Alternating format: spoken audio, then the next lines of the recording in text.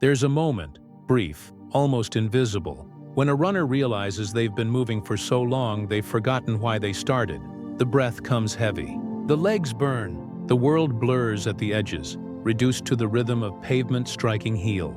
Heel striking pavement. Forward, always forward. And then, silence. Not the silence of stopping, but the silence that crashes through motion like a wave breaking against stone. The kind of silence that doesn't ask permission.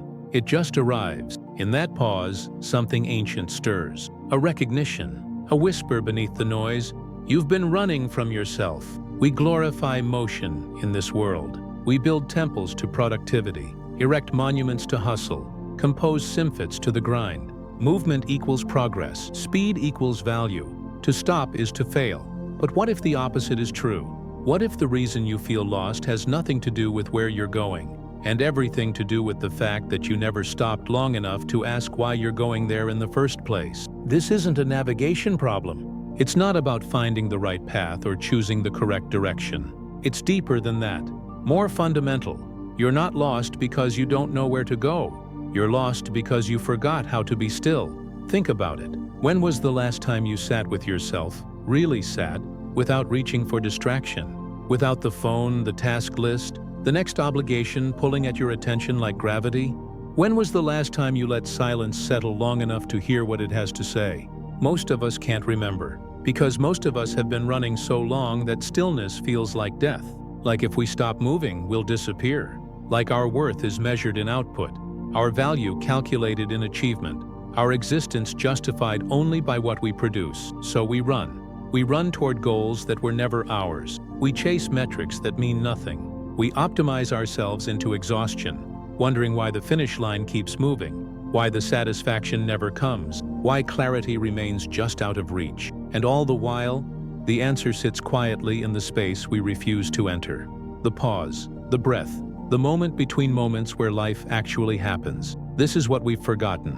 Motion is easy. Stillness is terrifying. Because in stillness, you have to face what you've been running from. The questions you've been drowning in noise. The parts of yourself you've been too busy to meet.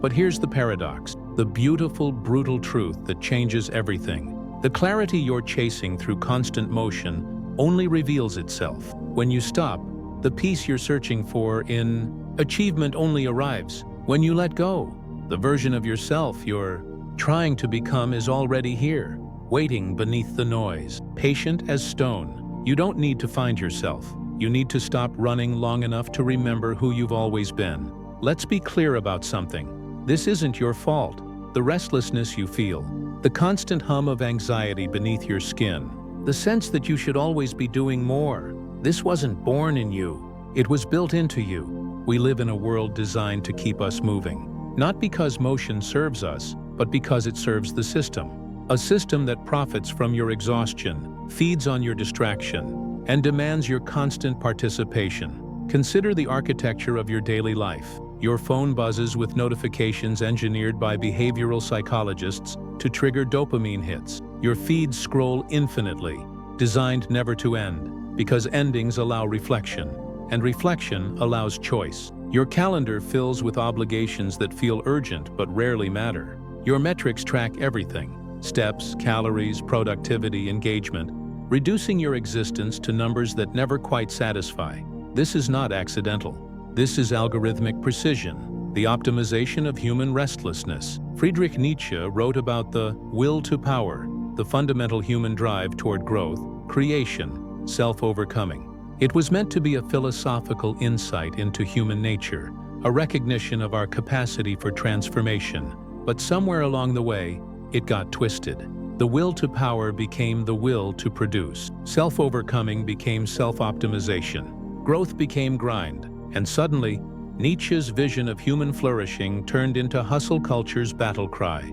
Always be improving, always be climbing, always be more. But Nietzsche never meant constant motion. He meant becoming who you are, which requires knowing who you are. And you can't know who you are when you're too busy performing to pause. The ancient Stoics saw this coming 2,000 years ago. Seneca, writing from Rome in the 1st century, observed, "Everyone hurries their life along and suffers from longing for the future and weariness of the present." Read that again. Longing for the future, weariness of the present. He could have written it yesterday. He could have written it about you. Because this pattern, this exhausting oscillation between future anxiety and present disconnection, isn't new. What's new is the speed, the scale, the systematic engineering of it. We've industrialized restlessness. Your ancestors might have experienced seasons of intense work followed by seasons of rest. They had rhythms, daily, weekly, seasonal, that allowed for recovery, for integration, for being rather than doing. But you live in a world where the workday never ends, where productivity is a moral virtue, where rest is rebranded as self-care, so it can be commodified and sold back to you. Even your downtime is optimized. Even your relaxation has goals. And beneath it all, a question whispers, who am I if I'm not achieving? This is the engine. This is what keeps you running, not ambition itself. Ambition can be beautiful, generative, aligned. But ambition weaponized, ambition divorced from meaning, ambition as substitute for identity. When your worth becomes entangled with your output, stillness becomes existential threat. Because if you stop producing, what remains? If you're not climbing, are you falling? If you're not winning, are you losing? The system needs you to believe this. It needs you to fear stillness. Because the moment you stop, the moment you sit with yourself in genuine quiet, you might realize something dangerous. Most of what you're chasing doesn't actually matter to you.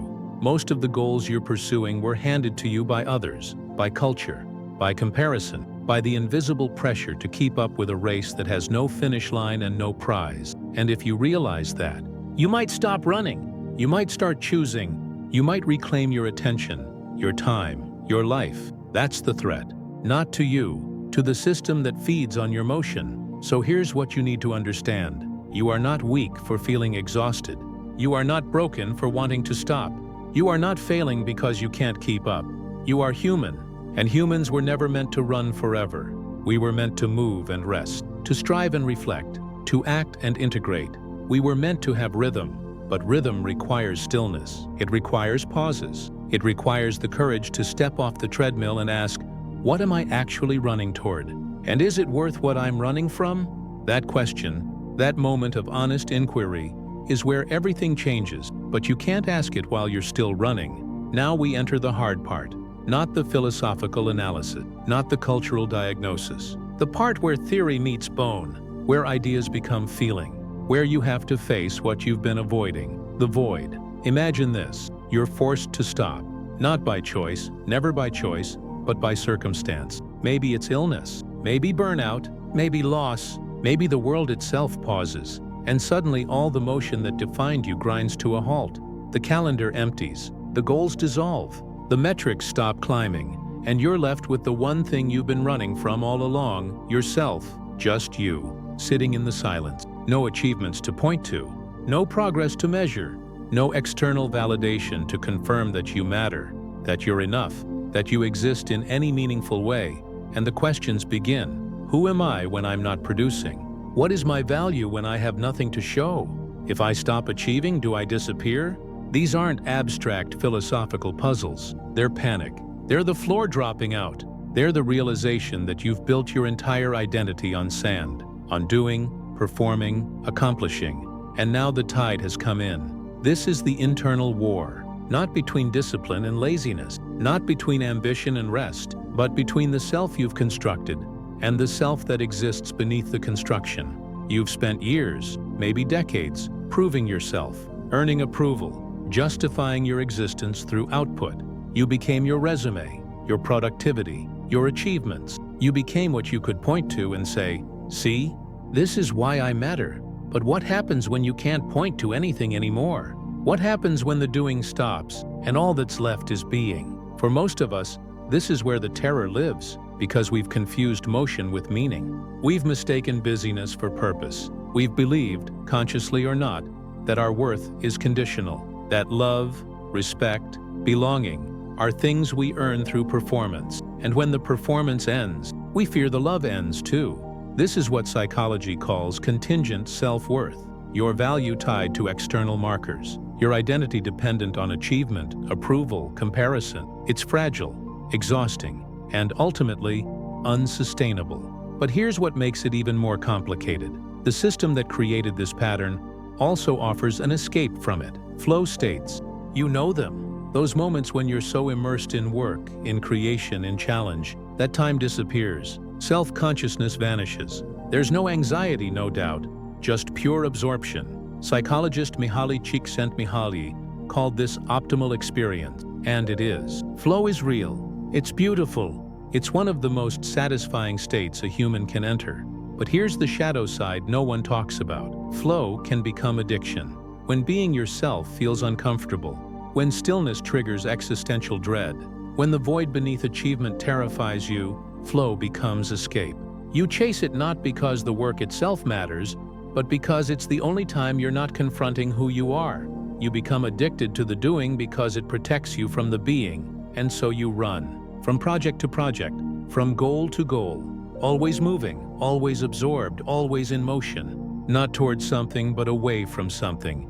Away from the questions, away from the silence, away from the terrifying possibility that maybe, just maybe, you don't know who you are when the doing stops. The Stoics understood this. Marcus Aurelius, emperor of Rome, warrior and philosopher, wrote in his private journals, people look for retreats for themselves, in the country, by the coast, or in the hills. There is nowhere that a person can find a more peaceful and trouble-free retreat than in his own mind. But then he added something crucial. If he can stop searching outside himself, read that carefully. If he can stop searching outside himself, because that's the trap. We search for peace in achievement, in recognition, in the next milestone, the next victory, the next proof that we're enough. But peace was never out there. It was always here. In the stillness we've been fleeing. This is where the work gets real. Where you have to sit with the discomfort. Where you have to feel the weight of unscheduled time, the anxiety of empty hands, the strange vertigo of existence without purpose-driven motion. You have to confront the belief that you are your productivity, that you are your achievements, that without them, you're nothing, and you have to let that belief crack, not because it's easy, not because it feels good, but because it's the only way through. The Stoics practiced memento mori, remember, you will die, not to be morbid, but to be free. Because when you remember that death is inevitable, that all achievements dissolve, that everything you build eventually crumbles, you realize something liberating. You are not your resume. You are not your output. You are not the sum of what you've accomplished or failed to accomplish. You are the awareness beneath all of it. The consciousness that exists whether you're producing or resting, succeeding or failing, moving or still, and that awareness doesn't need to be earned. It doesn't need to be justified. It just is. This is the void you've been running from. Not emptiness, not meaninglessness, but the raw, unadorned fact of your existence, prior to achievement, prior to validation, prior to proof. You exist, not because you've earned it, not because you deserve it, but simply because you do. And sitting with that, really sitting with it, without distraction, without escape, is terrifying. Because it strips away everything you thought you were. But here's what happens on the other side of that terror. You discover that the void you feared is actually the ground you've been searching for all along, that the emptiness isn't empty, that the silence has been holding you the entire time. Let's redefine something. Stillness is not stopping. It's not withdrawal. It's not giving up, shutting down, or checking out of life. Stillness is arrival. It's the moment you stop running and realize you're already where you need to be. Not physically, not circumstantially, but fundamentally, in yourself. In presence, in the only moment that actually exists, this one. For thousands of years across cultures and traditions, humans have known this. They've practiced it. They've built entire philosophies around it.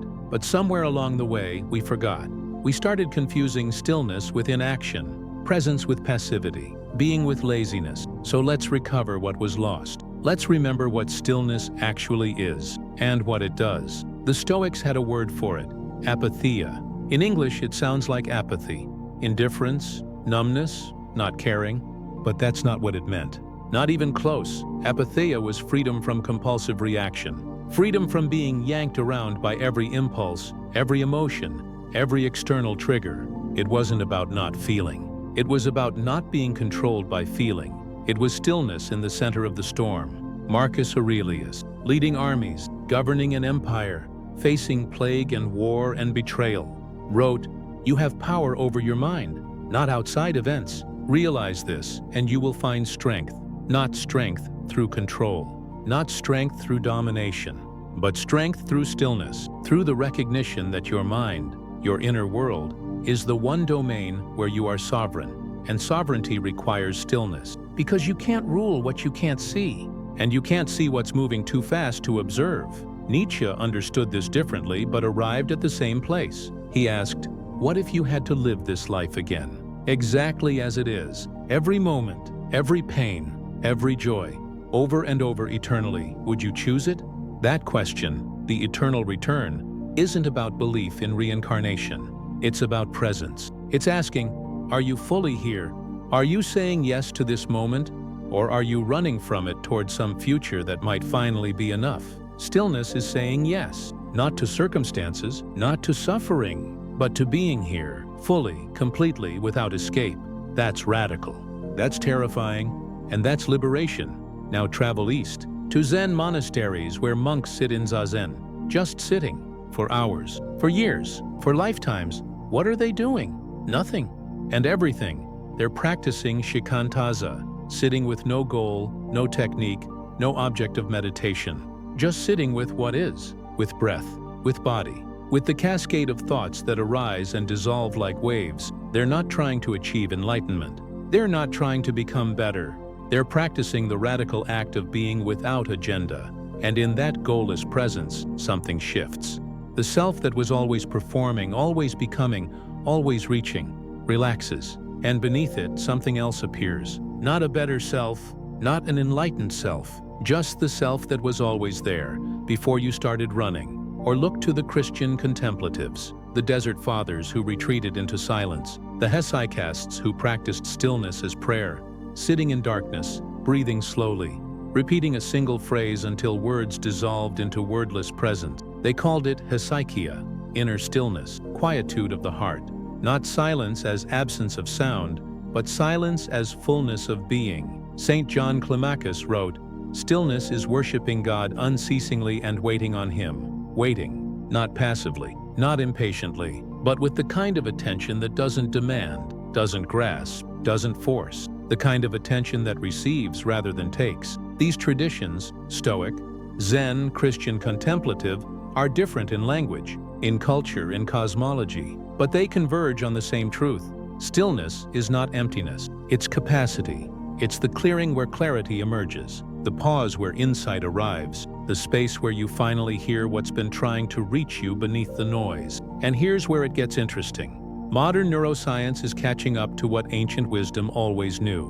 When your brain is at rest, genuinely at rest, not scrolling, not planning, not problem solving, it doesn't shut down. It activates what researchers call the default mode network. This is the neural circuit associated with insight, integration, sense-making, and self-reflection. It's the network that connects disparate experiences into coherent narrative. That generates creative solutions to problems you stopped actively trying to solve. That allows you to see patterns you couldn't see while focused. In other words, your brain needs stillness to make sense of motion.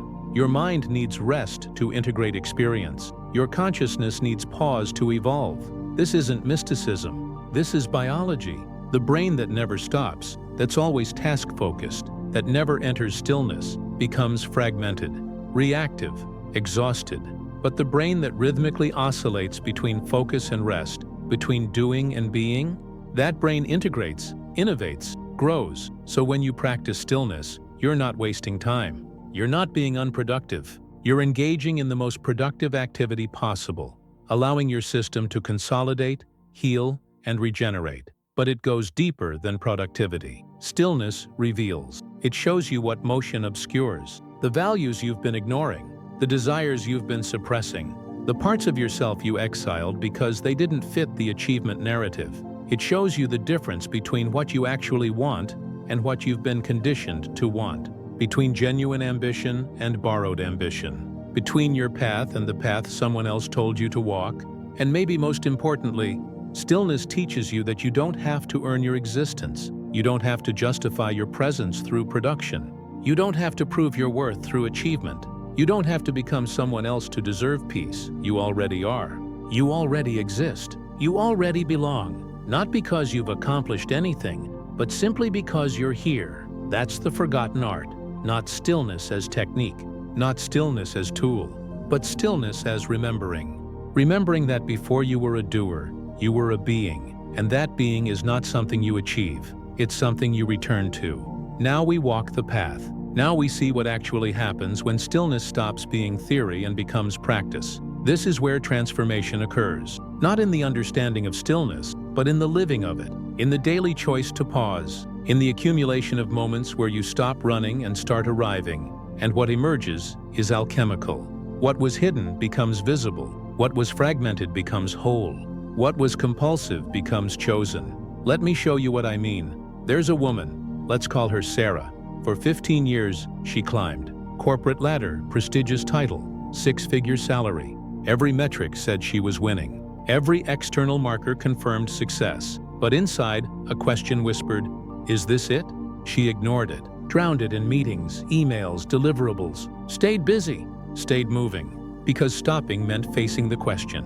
And facing the question meant risking everything she'd built. Then her body made the choice for her. Burnout, complete collapse, doctor's orders, stop or break permanently. So she stopped, and in the stillness, the forced, terrifying, unavoidable stillness, something happened. The first weeks were hell, anxiety, restlessness, the constant urge to check email, to be productive, to prove she still existed. Her identity was tied to her work, and without work, she felt like a ghost. But slowly, as the days accumulated into weeks, as her nervous system began to remember what rest felt like, something shifted. She started noticing things, small things, the way morning light moved across her kitchen floor, the texture of silence, the rhythm of her own breath without urgency attached to it. And in those small noticings, a clarity emerged. She realized the career she'd built wasn't hers. It was constructed from other people's expectations. Her parents' definition of success, her peers' competition, society's script for what a valuable life looks like. She'd been living someone else's ambition. And now, in the stillness, her own desires, long buried, long ignored, began to surface. Quiet at first, then undeniable. She wanted to teach, to work with her hands, to create things that mattered more than quarterly earnings, to live at a pace that allowed presence, not just productivity. Within a year, she'd left corporate entirely, started teaching creative writing to teenagers, made a fraction of the income and felt twice as alive. That's what stillness does. It clarifies. It separates what's yours from what was borrowed. It reveals the difference between genuine desire and conditioned striving. But clarity alone isn't transformation. Transformation requires integration, and integration happens in the space between stillness and action. Consider the research. Neuroscientists studying insight have found that breakthrough moments, the aha experiences, where solutions suddenly crystallize, almost never occur during focused problem solving. They occur during rest, during walks, during showers, during the moments when you stop trying and simply allow. Your brain needs the oscillation, the rhythm of engagement and release, effort and ease, doing and being. The Stoics called this prososche, attention, vigilance, continuous awareness, not straining attention, not forced focus, but a quality of presence that notices what's happening without being consumed by it. Marcus Aurelius practiced it daily. He'd pause, check in, ask himself, what am I doing right now? Is this aligned with who I want to be? Am I acting from choice or from compulsion? That's stillness as practice, not hours of meditation, just moments of checking in, of noticing, of creating space between stimulus and response. And in that space, agency returns. You start to see that most of your motion is automatic. Most of your busyness is habitual. Most of your striving is momentum, not intention. But when you practice stillness, even in small doses, you begin to interrupt the automaticity. You create choice points, moments where you can ask, do I actually want to do this? Or am I doing it because I always have? That's power, real power. Not the power to control outcomes, but the power to choose your engagement. Let me give you another example. An artist, we'll call him James. He'd been making work for 20 years. Good work, technically skilled, but something felt hollow. He was productive, prolific even, but the work didn't move him anymore. It felt like manufacturing, like going through motions he'd perfected but stopped inhabiting. So he tried something radical. He stopped. For 3 months, he didn't make anything, didn't sketch, didn't touch his materials, just sat with the discomfort of not producing. His identity screamed. His anxiety spiked. The voice in his head whispered, "You're wasting time. You're falling behind." Real artists make work every day, but he stayed with it, stayed with the stillness, stayed with the not knowing, and then slowly, something else emerged. Not ideas, not plans, but a feeling. A pull towards something he'd abandoned years ago when he started worrying about market viability and audience approval. He remembered why he started making art in the first place. Not to be successful, not to be seen, but because creation itself was a form of prayer, a conversation with something larger than himself. When he returned to work, everything changed. Not the technique, not the skill, but the quality of presence he brought to the process. The work became alive again, because he was alive in it. That's the alchemy. Stillness doesn't make you less productive. It makes you more intentional. It filters out the noise so you can hear the signal. It removes the borrowed ambitions so your genuine desires have room to breathe. And here's what's crucial. This isn't about abandoning ambition. It's not about becoming passive or withdrawn or spiritually bypassing your responsibilities. It's about grounding your ambition in something real, something yours, something sustainable. It's about learning to act from fullness rather than from lack, from choice rather than from compulsion, from presence rather than from fear. The Stoics knew, right action comes from right being. You can't act wisely when you're fractured, reactive, exhausted.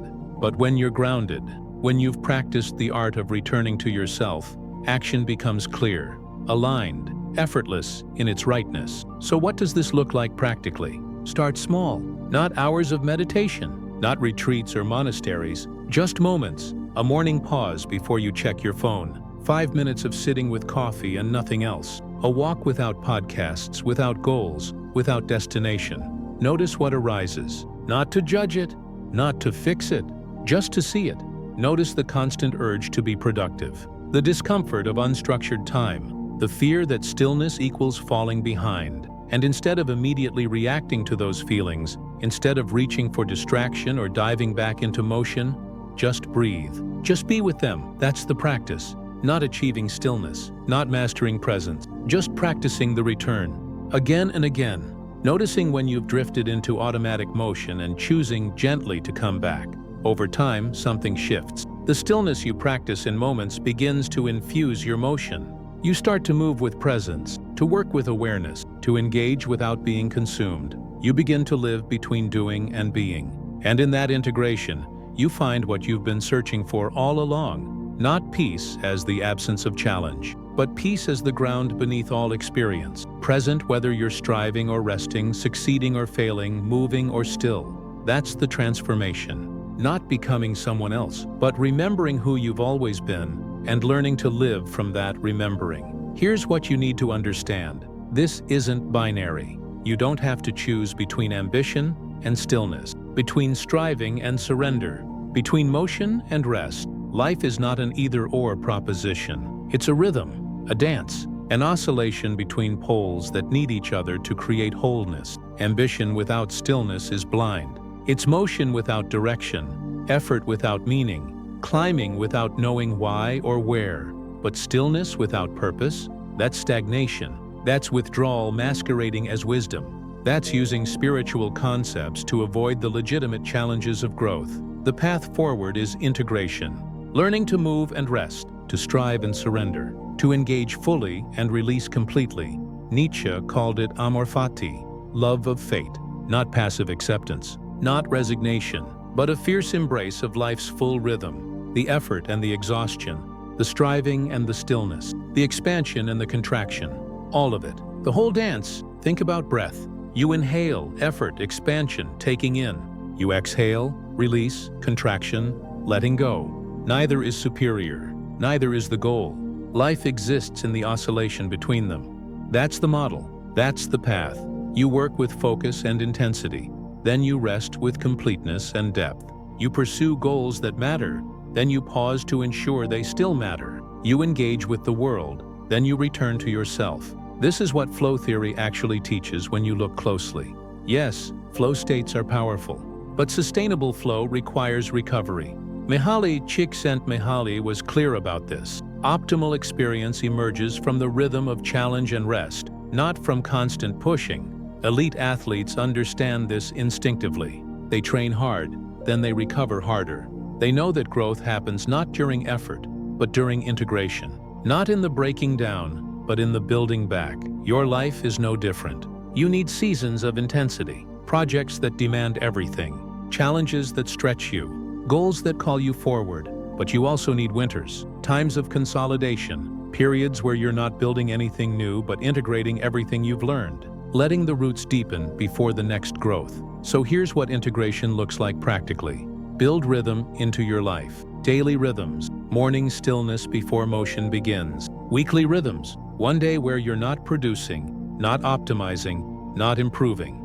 Seasonal rhythms, periods of intense engagement followed by periods of spaciousness. Create boundaries that protect both. Protect your work time from distraction, but equally, protect your rest time from productivity guilt. Learn to recognize the difference between resistance and depletion. Resistance is the voice that says, "I don't want to do this hard thing. Push through that." Depletion is the body saying, "I have nothing left." Honor that. Ask yourself regularly, am I moving from fullness or from emptiness? From genuine desire or from compulsion? From choice or from fear? And most importantly, remember that you don't have to choose between being someone who achieves and someone who rests. You're not one or the other, you're both. You're the effort and the ease, the striving and the stillness, the motion and the peace. You're human, and humans were designed to oscillate, to breathe in and breathe out, to work and to rest, to become and to be. That's not weakness. That's wisdom. That's the path forward, not choosing a side, but learning to walk the rhythm, learning to live the full inhale and exhale of existence, learning to be still in motion and purposeful in rest. We return to the runner, but something has changed. The pause is no longer terror. It's homecoming. The silence is no longer empty. It's full of breath, of presence, of the quiet recognition that you were never actually lost. You just forgot how to be still. All this time, you've been searching, running towards something you thought was ahead of you, chasing clarity, peace, wholeness, believing they were destinations you'd reach if you just kept moving. But they were never out there. They were here, in the pause, in the breath, in the space between doing and being where life actually happens. Stillness isn't something you achieve. It's not a skill you master or a state you attain. It's what you are beneath all the motion. The ground you've been standing on while running in circles. The awareness that exists whether you're producing or resting, succeeding or failing, moving or still.